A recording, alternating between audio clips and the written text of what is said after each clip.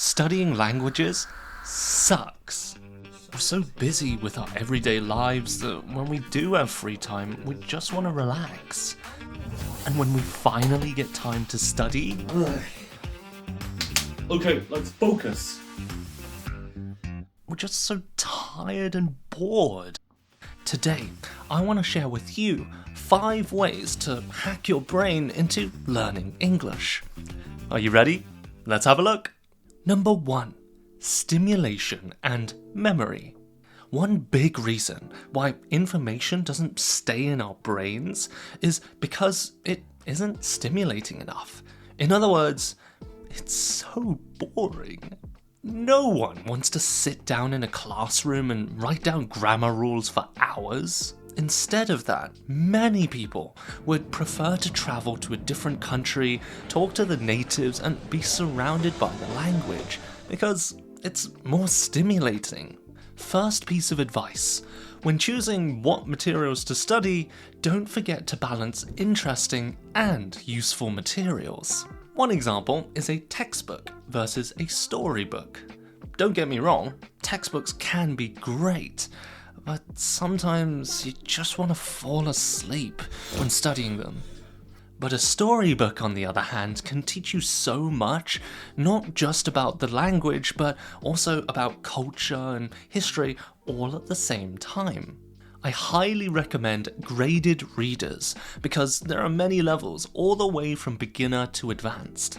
Even if you don't understand everything, if you're really interested in the story, you will look up new vocabulary and grammar points to help you understand. Watching movies or TV is the same thing, but personally I prefer graded readers because you can control the pace of the story a bit more.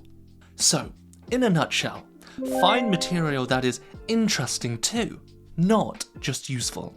Now, after we get some new vocabulary, the next problem is memorizing. Number 2. Emotions, memories, and sentences.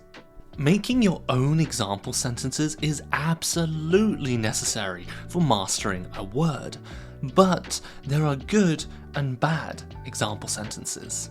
For example, let's say you learn a new word, compliment, and you write, "I'm happy when my friends compliment me."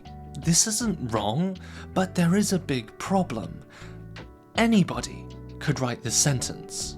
It's not special to you. The key to a great example sentence is memories, and the stronger the memory, the better.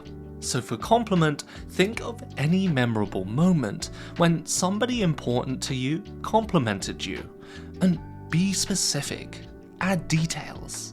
For example, there's a great authentic curry place in Japan. When we went there together, my sharehouse friends always complimented me, saying, "Eric can eat so much cheese naan." This sentence is way better because no one else can write this. Connecting a new word to a strong personal memory will make remembering it a lot easier. So just remember 2 rules when making example sentences. Number 1, be specific, and number 2, use emotional memories. Now, vocabulary's great, but what kind of vocabulary should I learn? Number 3, your 3 topics. Question: what 3 things are you most interested in or passionate about? As for me, I could talk for hours about Japan, psychology, and languages. If you don't know the answer to this question, just think, what are 3 things that you can talk about for hours in your own language, but you also want to talk about in your target language? Fashion, movies, animals, art. Then you can start to search for podcasts, YouTube channels, or graded readers about those topics to expand your vocabulary. Anytime in the future, when somebody meets you and asks you, "Hey, what are you interested in? What are your hobbies?"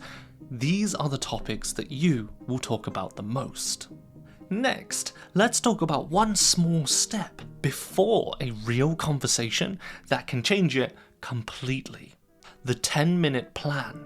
I can make example sentences, but I can't use it in a conversation. I'm sure many of you have experienced this. How can we solve this? Well, one way is making a short plan.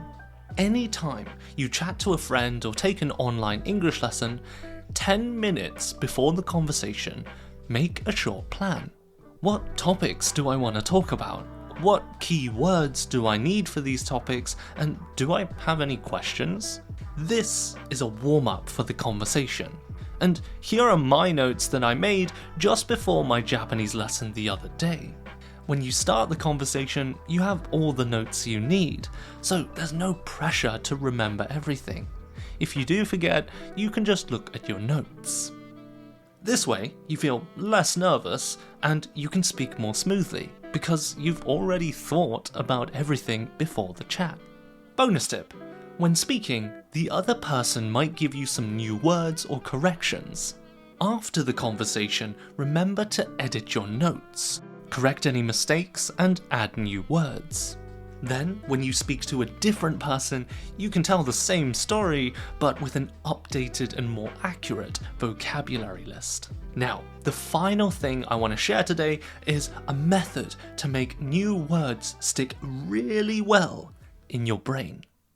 Number 5, use connections. I'm gonna say it, I hate vocabulary lists. They're just long lists with random example sentences. It's such a dry and not very natural way of learning vocabulary. Now, let me show you something. Are you good at remembering numbers? Look at these. Which one is easiest to remember? The third one, right? Instead of one long piece of information, it's easier to remember 3 smaller pieces of information. In psychology, this is called chunking. Learning a list of 4 unrelated words is like trying to eat a 4-course meal. That's a lot of food. But 4 words all connected in a story is like one dish where all of the ingredients go perfectly together. For example, compare this to this. This one beautiful sentence on the right is much easier to remember and more natural. So my final piece of advice is study groups of related words and connect them in a story.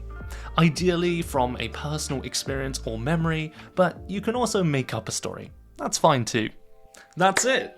We've talked about 5 things that can change your brain and help you study English more easily. It takes a really long time to study any language, so remember to have fun, enjoy talking to other people about the things that you're passionate about.